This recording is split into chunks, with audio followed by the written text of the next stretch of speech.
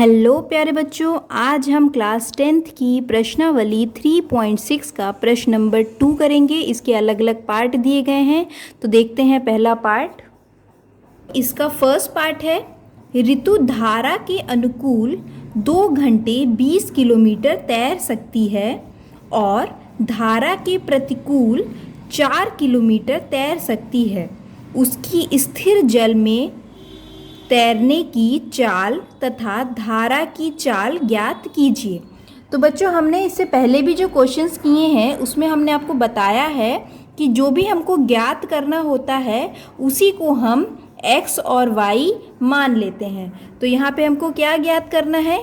यहाँ हमको जो ऋतु है उसकी स्थिर जल में तैरने की चाल ज्ञात करनी है और साथ साथ धारा की चाल ज्ञात करनी है। तो देखिए बच्चों, माना ऋतु की चाल बराबर x किलोमीटर प्रति घंटा हमने मान ली और धारा की चाल बराबर y किलोमीटर प्रति घंटा हमने मान ली।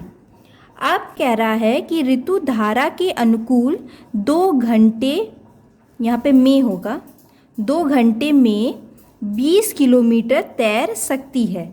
अब देखिए बच्चों, अगर मैं कहूँ कि धारा के अनुकूल का मतलब होगा धारा की दिशा में, यानी कि अगर जैसे ये नदी है और धारा इस तरफ बह रही है और यहाँ पर मान लीजिए ऋतु है, अगर ये ऋतु धारा की तरफ, मतलब जिस डायरेक्शन में धारा चल रही है उसी की तरफ अगर तैरेगी तो जल्दी तैर जाएगी ना। मतलब उसमें जो धारा की चाल होगी और जो ऋतु की चाल होगी वह दोनों जुड़ जाएंगी, मतलब वो और तेज़ी से तैरने लगेगी। तो जब धारा के अनुकूल यानी कि धारा की दिशा में जब ऋतु तैरेगी तो धारा के अनुकूल चाल कितनी हो जाएगी? ऋतु की हो जाएगी x + y किलोमीटर प्रति घंटा। और जब धारा की विपरीत चलेगी, आगे देखिए, और धारा के प्रतिकूल मतलब धारा के अपोजिट डायरेक्शन में, तो ये जैसे धारा है, धारा तो इस तरफ बह रही है और जो ऋतु है वो इस तरफ तैर रही है, उल्टा तैर रही है, तो उसकी जो तैरने की स्पीड होगी, चाल होगी, वो कम हो जाएगी। यानी कि क्या हो जाएगी? धारा के प्रतिकूल चाल हो जाएगी उसकी x - y किलोमीटर प्रति घंटा। क्यों? क्योंकि जो धारा की चाल है वह तो इस तरह, मतलब धारा जो बह रही थी वो इस तरफ, इस डायरेक्शन में बह रही थी और ऋतु इस डायरेक्शन में स्विम कर रही है, तो दोनों माइनस हो जाएंगे क्योंकि उसकी चाल जो होगी वह घट जाएगी। जब विपरीत डायरेक्शन में, जब आप किसी नदी में तैरेंगे और जिस डायरेक्शन में नदी बह रही है उसकी विपरीत अगर आप चलेंगे, उसके अपोजिट डायरेक्शन में चलेंगे, तो नॉर्मल सी बात है कि आपकी जो स्पीड होगी, चाल होगी, वह कम हो जाएगी। इसीलिए हमने धारा के प्रतिकूल जो ऋतु की चाल है वह x - y लिख लिया है। अब बच्चों, आप लोगों को पता ही है कि समय बराबर क्या होता है? समय बराबर होता है दूरी बटे चाल, यही होता है ना। अब हम लेके चलेंगे स्थिति फर्स्ट। स्थिति फर्स्ट क्या है? स्थिति फर्स्ट है कि ऋतु धारा के अनुकूल 2 घंटे में 20 किलोमीटर तैर सकती है। तो धारा के अनुकूल तैर रही है तो समय कितना ले रही है? समय ले रही है 2 घंटे, तो हम यहाँ पे लिख देंगे 2। ठीक है, दूरी कितनी तय कर रही है? 20 किलोमीटर तय कर रही है, तो यहाँ हम दूरी के लिए लिख देंगे। और चाल कितनी है उसकी? चाल क्या है? धारा के अनुकूल चल रही है, धारा के अनुकूल, तो धारा के अनुकूल हमने चाल कितनी ली है? x + y, तो यहाँ लिख देंगे हम x + y। इसी तरह यहाँ पे हम लिख देंगे स्थिति 2।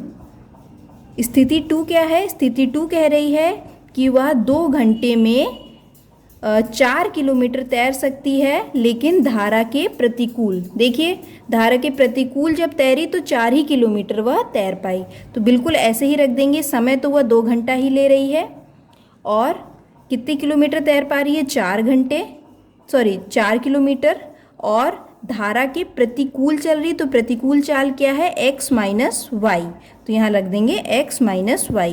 अब हमको 2 समीकरण मिल गए हैं, इसको हम अच्छे से सॉल्व कर लेते हैं एक सही से इसको एक समीकरण बना देते हैं। तो कैसे करेंगे, तिर्यक गुणा करा देंगे, 2 का x प्लस वाई में गुणा कराएंगे तो ये हो जाएगा 2x प्लस 2y बराबर 20, है ना। अब देखिए यहाँ से क्या 2 कॉमन आ सकता है, बिल्कुल आ सकता है। तो 2 हमने कॉमन ले लिया, x plus y equal to 20।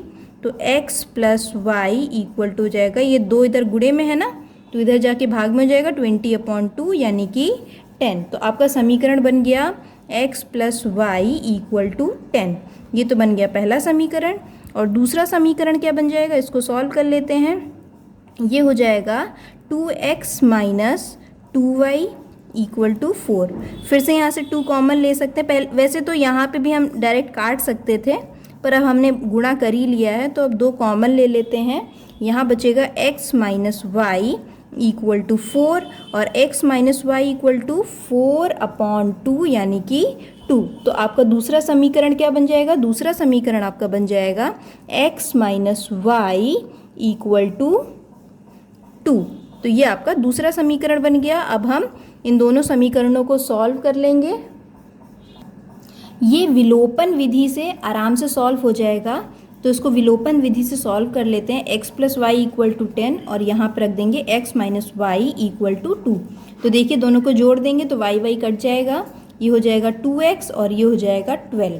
तो x बराबर क्या हो जाएगा, x बराबर हो जाएगा 12/2 यानी कि 6। हमने x क्या माना था, हमने x माना था ऋतु की चाल को। यहाँ देखिए लिखा भी है, माना ऋतु की चाल बराबर x किलोमीटर प्रति घंटा। तो ये आपका आ गया 6, है ना, 6 आ गया। तो ये आ गई आपकी ऋतु की चाल। अब यहाँ पे हम निकाल देंगे धारा की चाल। धारा की चाल हमने y मानी है तो y की वैल्यू निकाल देते हैं। इसमें हम x की वैल्यू रख देंगे तो ये हो जाएगा 6 minus y equal to 2 minus y equal to 2 minus 6 minus y equal to 2 minus 6 कितना, -4। माइनस माइनस कट गया, y बराबर आ गया आपका 4। यानी कि जो ऋतु की चाल थी वह कितनी निकल आई, ऋतु की चाल निकल आई 6 किलोमीटर प्रति घंटा और धारा की चाल निकल आई 4 किलोमीटर प्रति घंटा। यही इसका आंसर हो जाएगा। आइए बच्चों देखते हैं प्रश्नावली 3.6 के प्रश्न नंबर 2 का सेकेंड पार्ट। क्या लिखा है इसमें लिखा है कि 2 महिलाएं एवं 5 पुरुष एक कसीदे के काम को साथ साथ 4 दिन में पूरा करते हैं, जबकि 3 महिलाएं एवं 6 पुरुष इसको 3 दिन में पूरा कर सकते हैं। ज्ञात कीजिए कि इसी कार्य को करने में एक अकेली महिला कितना समय लेगी, पुनः इसी कार्य को करने में एक पुरुष कितना समय लेगा। तो जो हमको निकालना होता है उसी को हम x और y मान लेते हैं। तो हम इसको किस प्रकार से करेंगे, हम इसको करेंगे, हम मान लेंगे कि अकेली महिला द्वारा लिया गया समय बराबर x और अकेले पुरुष द्वारा लिया गया समय y है, क्योंकि यही हमको निकालना है इसलिए हमने इसको x और y मान लिया है। अब हम क्या करेंगे, हम लिख देंगे एक महिला द्वारा एक दिन का कार्य, यानी कि एक महिला एक दिन में कितना काम कर लेगी, वो होगा आपका 1/x। इसी प्रकार एक पुरुष द्वारा एक दिन का कार्य कितना होगा, 1/y। अब हमने इसको 1/x और 1/y क्यों लिखा है, देखिए बच्चों ये इसलिए लिखा है, देखिए यहाँ पे हम समझाते हैं कि जो महिला है वह x दिन का समय ले रही है, x दिन का समय ले रही है एक कार्य को करने में। ये दिन है, दिन तो लगेंगे ही ना, ये y भी दिन है, यानी कि x दिन का समय ले रही है एक कार्य को करने में। तो एक दिन में कितना करेगी, यूनिटरी मेथड लगा दीजिए, x को नीचे पहुंचा दीजिए, 1/x हो गया। तो इसीलिए हमने लिखा है एक महिला द्वारा एक दिन का कार्य। इसी प्रकार जो पुरुष है वह कितने दिन का समय ले रहा है, y दिन का समय ले रहा है। तो y दिन का समय ले रहा है कितना कार्य करने में, कोई एक कसीदे का कार्य करने में। तो वह एक दिन में कितना कार्य कर देगा, ये y को नीचे पहुंचा देंगे तो 1/y हो जाएगा। तो इसीलिए ये 1/y हमने लिखा है। अब आगे क्या लिखा है, आगे उसने बोला है कि 2 महिलाएं एवं 5 पुरुष एक कसीदे के काम को साथ साथ 4 दिन में पूरा करते हैं। तो देखो बच्चों, एक महिला एक दिन में कितना कार्य करती है, 1/x, है ना। एक महिला एक दिन में 1/x काम करती है, तो 2 महिलाएं कितना काम करेंगी, 2 महिलाएं कितना करेंगी, 2 × 1/x। एक दिन का कार्य गुणे जितनी महिलाएं हैं, प्लस इसी तरह से एक पुरुष एक दिन में 1/y कार्य करता है, तो 5 पुरुष कितना करेंगे, 5 पुरुष करेंगे 5 × 1/y।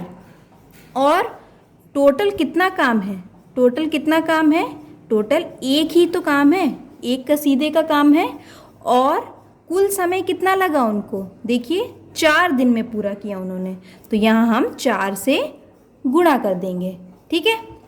इसी प्रकार से देखिए दूसरा, पहले हम इसको स्थिति फर्स्ट डाल देते हैं, तो ये स्थिति फर्स्ट है और हम इसको ए समीकरण मान लेते हैं। वैसे अभी इसको सॉल्व करना पड़ेगा आगे। आगे देखिए उसने क्या बोला है, उसने बोला है जबकि 3 महिलाएं एवं 6 पुरुष इसको 3 दिन में पूरा कर सकते हैं। तो 3 महिलाएं, देखिए एक महिला द्वारा एक दिन का कार्य कितना है, 1/x, तो 3 महिलाओं द्वारा कितना हो जाएगा, 3 गुणे एक दिन का कार्य 1/x। इसी प्रकार 6 पुरुष, तो 6 पुरुषों एक दिन का कार्य कितना है, एक पुरुष का 1/y कार्य है, तो 6 पुरुष एक दिन में कितना कार्य करेंगे, 6 गुणे 1/y, मतलब टोटल नंबर पुरुष गुणे एक दिन का कार्य। और कुल उनको कितना समय लग रहा है, मतलब 3 महिलाएं और 6 पुरुष मिलके कितना समय ले रही हैं एक काम को कंप्लीट करने में, 3 दिन। तो गुणा कर देंगे इसका 3 से। और कितना कार्य है, कार्य तो एक ही है, एक कसीदे का कार्य है, तो यहाँ पे लिख दोगे आप स्थिति 2 और इसको समीकरण बी मान लीजिए। अब हम इन दोनों समीकरणों को सॉल्व करेंगे, तो 4 × 2 = 8, तो ये हो जाएगा 8x प्लस 4 × 5 = 20, 20/y = 1।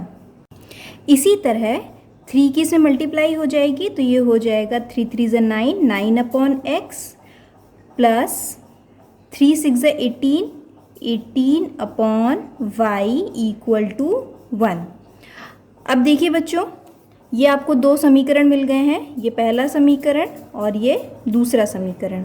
इन दोनों ही समीकरणों को हमें सॉल्व करना होगा। सॉल्व करने का तरीका आपको पता ही है कैसे होता है।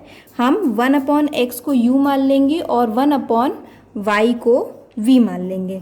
तो पहले इसको थोड़ा आसान तरीके से लिख देते हैं, जैसे हमने इसे पहले वाले क्वेश्चंस में किया था।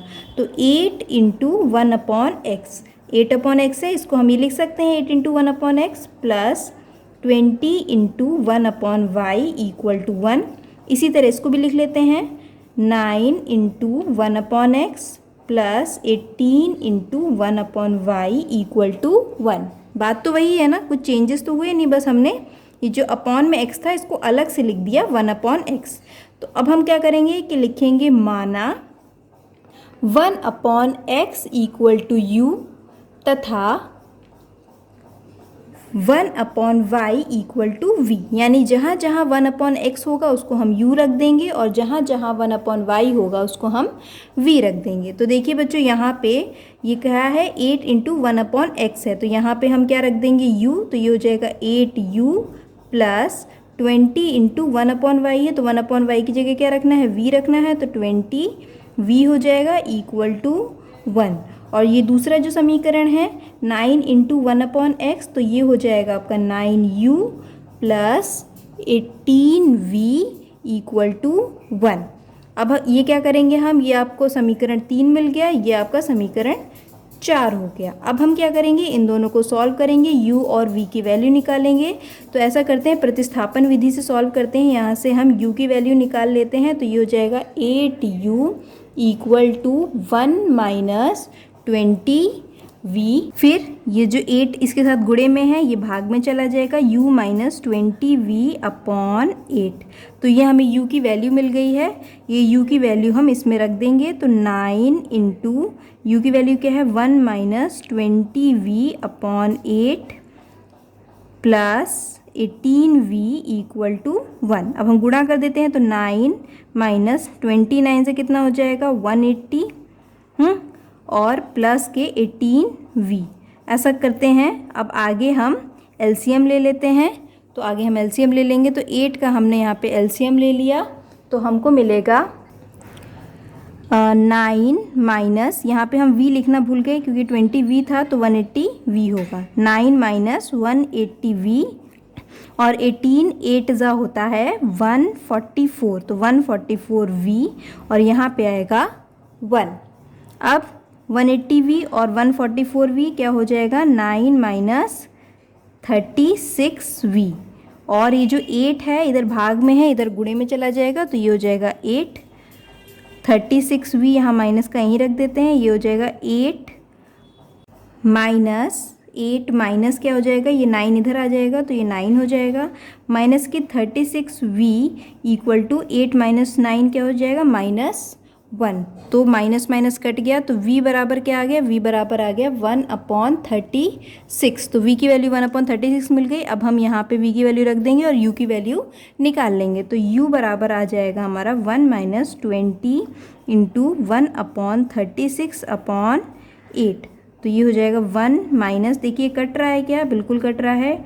2 10 ज़ा 20, 2 1 ज़ा 2, 2 8 ज़ा 16। ये आगे कटेगा 2 5 ज़ा 10 हो जाएगा और 2 9 ज़ा 18 हो जाएगा। तो ये हो जाएगा 1 माइनस 5/9/8।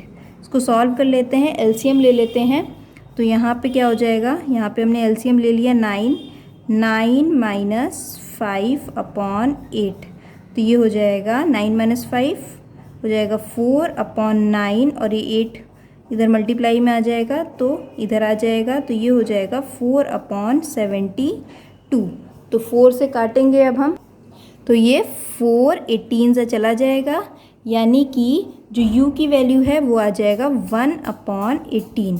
u आ गया आपका 1/18 और v आ गया 1/36। अब हमें x और y की वैल्यू निकालनी है। तो देखिए बच्चों, हमने 1/x बराबर u माना था और 1/y बराबर v माना था, तो यहीं पर हम रख देंगे। तो 1/x बराबर क्या था, u था ना। तो देखिए 1/x बराबर u है 1/18। ऐसा करते हैं, दोनों को पलट लेते हैं, x को भी ऊपर 18 को भी ऊपर, तो x बराबर आ जाएगा 18। इसी तरह 1/y बराबर क्या माना था, 1/y बराबर v माना था। तो 1/y बराबर v की वैल्यू क्या आई है 1/36, तो इसको रख देंगे 1/36। पलट देते हैं तो y बराबर आ जाएगा आपका 36, यानी कि x निकल आया आपका 18 और y निकल आया आपका 36। x और y हमने क्या माना था, देखिए ऊपर x माना था हमने अकेली महिला द्वारा लिया गया समय बराबर x दिन। तो x जो निकला है आपका क्या निकला है 18 निकला है, तो ये 18 दिन हो जाएंगे। और अकेले पुरुष द्वारा लिया गया समय y दिन, तो ये हो जाएगा आपका 36 दिन। ये देखिए हमने नीचे करा है, ये x बराबर 18 और y बराबर 36, तो ये आपका आंसर आ जाएगा।